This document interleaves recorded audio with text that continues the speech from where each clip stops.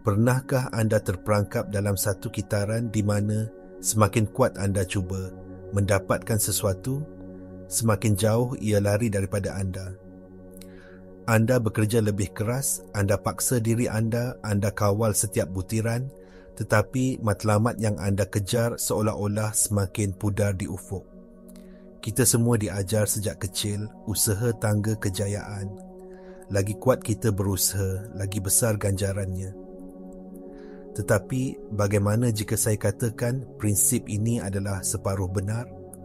Dan bagi matlamat terbesar dalam hidup anda, ia mungkin perangkap yang paling besar. Anda berada di sini kerana anda merasakan ada sesuatu yang tidak kena dengan cara lama.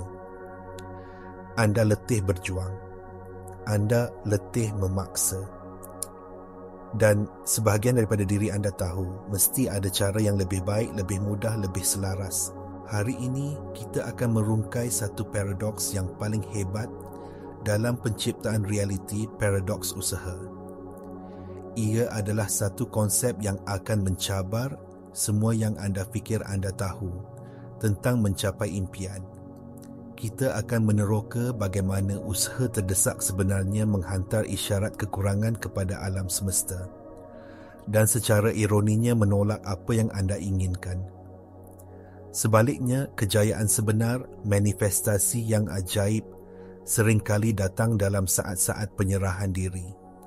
Saat di mana anda berhenti berlawan dan hanya membenarkan.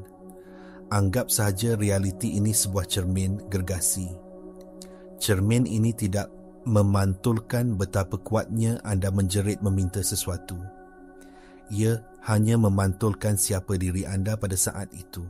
Jika anda berada dalam keadaan terdesak, cermin itu akan memantulkan lebih banyak situasi yang membuatkan anda terdesak.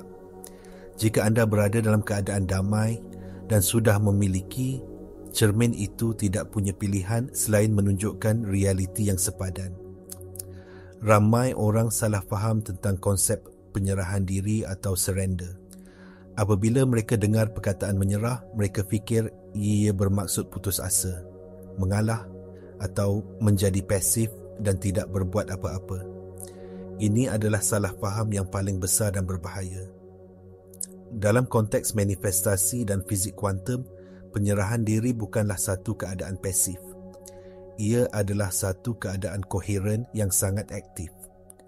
Koheren bermaksud selaras, harmoni dan bersepadu. Menyerah di sini bermaksud berhenti menentang aliran alam semesta.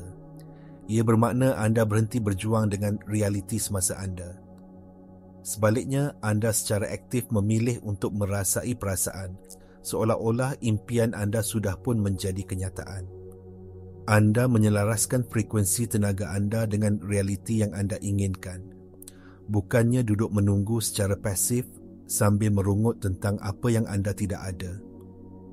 Ini adalah perbezaan antara menjadi mangsa keadaan dan menjadi pencipta realiti. Tindakan menyerah ini adalah satu tindakan kepercayaan yang radikal. Anda percaya bahawa ada satu kebijaksanaan yang lebih besar sedang bekerja di sebalik tabir. Anda melepaskan keperluan untuk mengawal setiap perincian. Dan sebaliknya, anda memegang visi akhir dengan jelas sambil membenarkan alam semesta menyusun jalan yang terbaik untuk anda. Mungkin anda tertanya-tanya, mengapa usaha yang dipaksa ini sangat tidak berkesan?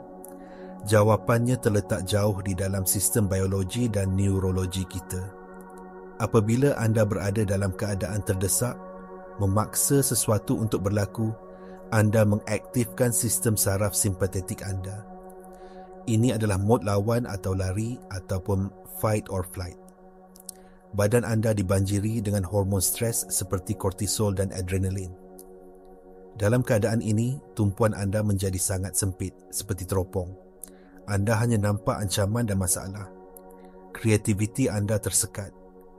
Anda tidak dapat melihat peluang atau jalan penyelesaian baru yang mungkin berada betul-betul di hadapan mata anda. Anda secara literal menutup diri anda daripada menerima. Sebaliknya, apabila anda berada dalam keadaan tenang, percaya dan menyerah, anda mengaktifkan sistem saraf parasimpatetik. Ini adalah mod rehat dan hadam atau rest and digest. Dalam keadaan ini, persepsi anda meluas. Anda menjadi lebih sedar, lebih terbuka dan lebih kreatif. Jantung dan otak anda mula berfungsi dalam keadaan koheren, menghasilkan satu medan tenaga yang teratur dan kuat. Dari perspektif fizik kuantum, seorang pemerhati yang koheren mempunyai keupayaan yang jauh lebih besar untuk mempengaruhi medan kuantum dan meruntuhkan gelombang kebarangkalian menjadi realiti yang diingini, berbanding seorang pemerhati yang berada dalam keadaan huru-hara dan terdesak. Keadaan dalaman anda secara langsung menentukan kualiti realiti yang anda cipta. Sekarang, mari kita jelaskan sesuatu yang sangat penting. Melepaskan atau letting go tidak bermakna anda tidak perlu melakukan apa-apa. Ini bukan tiket untuk duduk di sofa sepanjang hari dan hanya berangan-angan. Perbezaannya terletak pada sumber tindakan anda. Terdapat dua jenis tindakan. Tindakan paksaan dan tindakan berinspirasi. Tindakan paksaan datang dari minda yang takut. Ia datang dari perasaan kekurangan. Ia berpunca dari pemikiran seperti, saya mesti buat ini berlaku, kalau tidak, hidup saya akan musnah. Tindakan sebegini terasa berat, meletihkan dan selalunya tidak membuahkan hasil yang diinginkan kerana ia diselaputi oleh tenaga penolakan. Tindakan berinspirasi pula datang dari tempat yang berbeza sama sekali. Ia muncul dari keadaan selaras dari hati anda.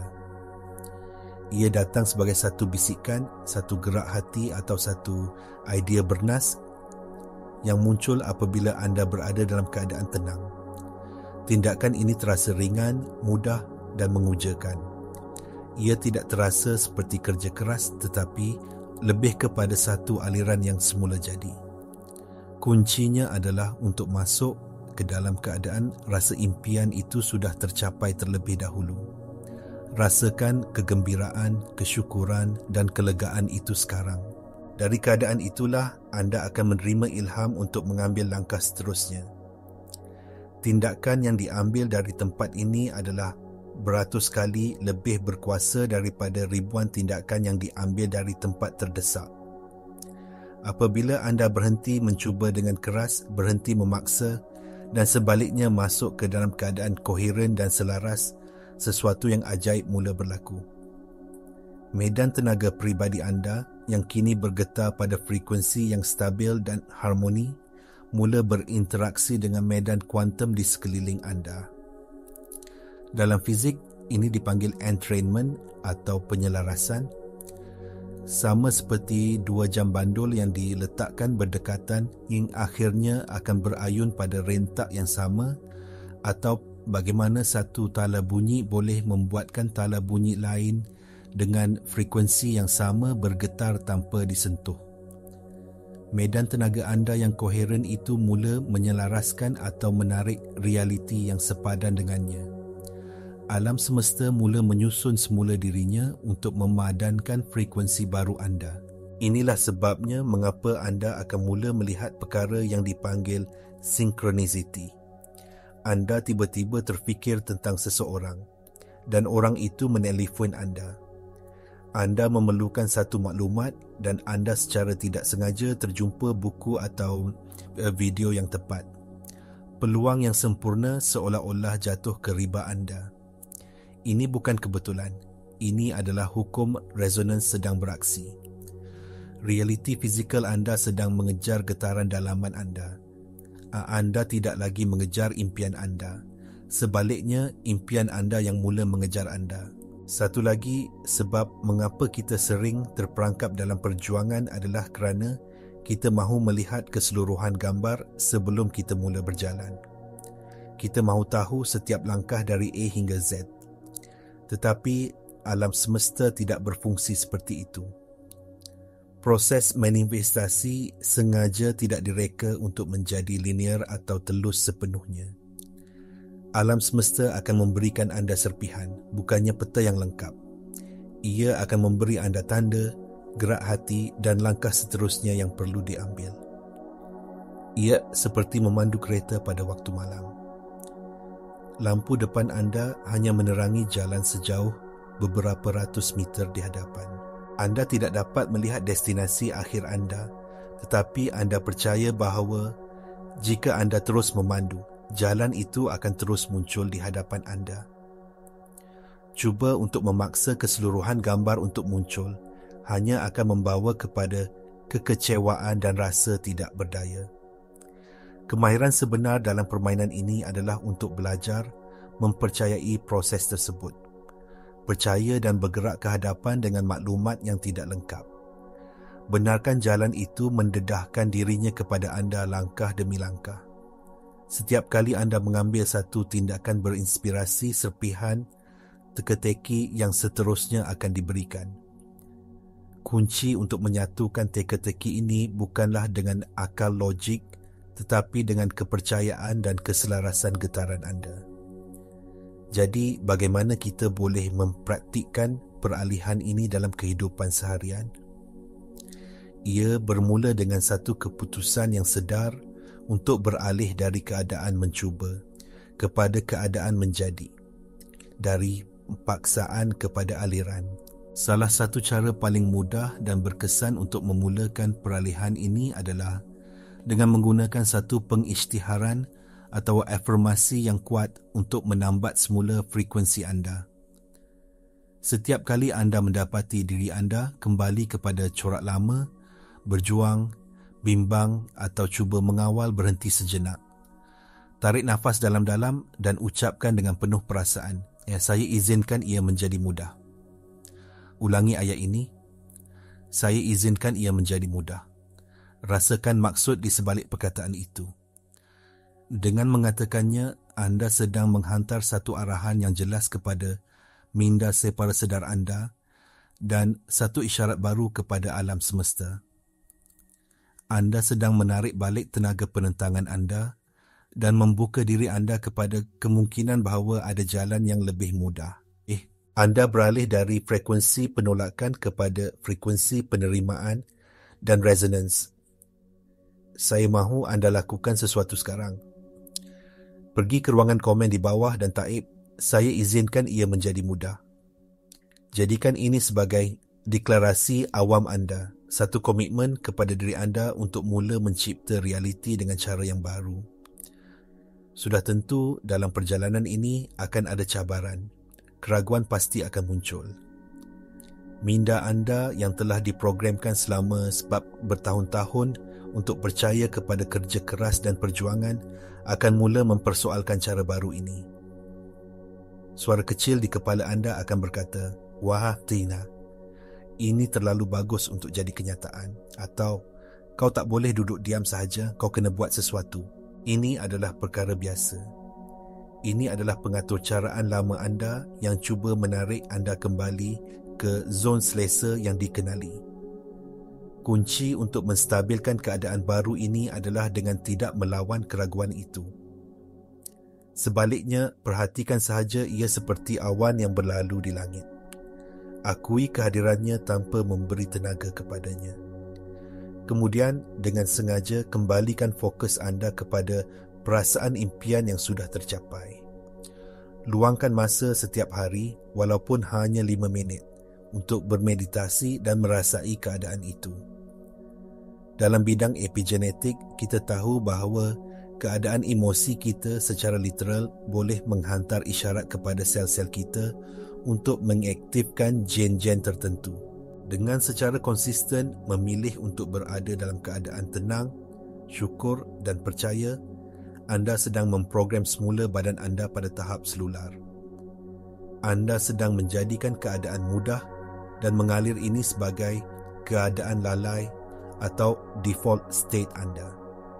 Carilah bukti-bukti kecil bahawa ia sedang berfungsi. Perhatikan sinkronisiti. Raikan setiap kemajuan kecil. Ini akan membina momentum dan mengukuhkan kepercayaan anda, dan kepercayaan adalah penstabil yang paling ampuh. Sebagai kesimpulan, mesej teras yang ingin saya sampaikan hari ini adalah ini.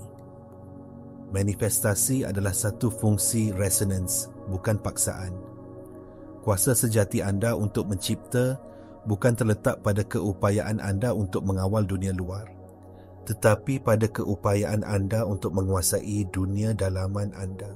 Peralihan yang paling penting yang boleh anda buat adalah dari cuba untuk mendapatkan sesuatu kepada menjadi orang yang sudah memilikinya. Berhenti berjuang dengan realiti.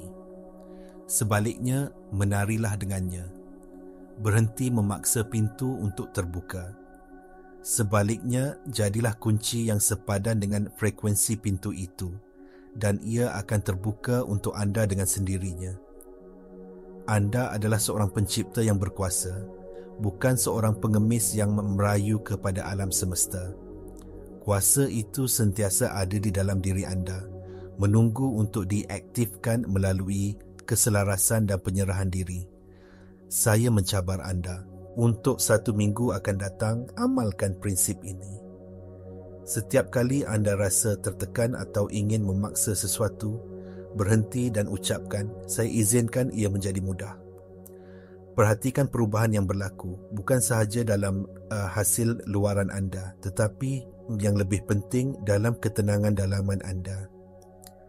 Anda dilahirkan untuk hidup dalam keadaan mudah dan mengalir. Sudah tiba masanya untuk anda menuntut kembali hakikat itu.